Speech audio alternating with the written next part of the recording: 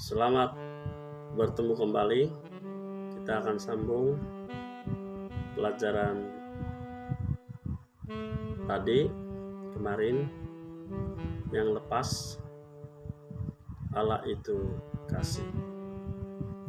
Topik Allah itu kasih. Hai teman-teman, saya harap Anda semua dalam keadaan sehat dan diberkati Tuhan. Mari kita sama-sama belajar Allah itu kasih.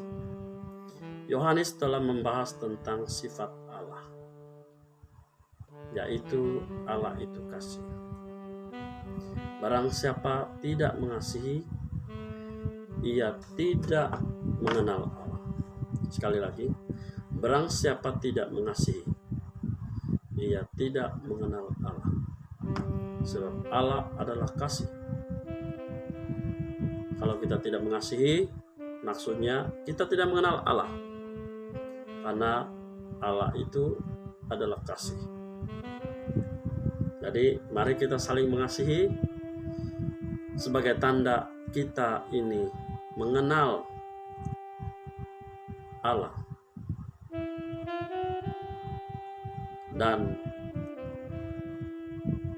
menyatakan bahwa Allah itu kasih.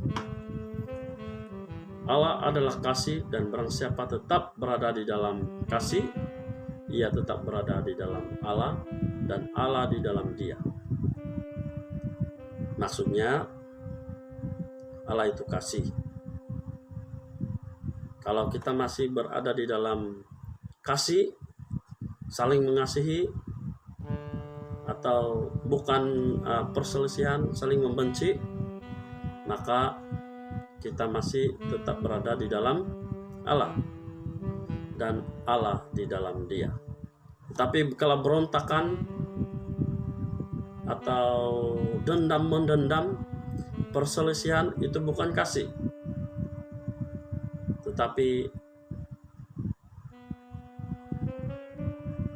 maksudnya Allah tidak berada di dalam dia.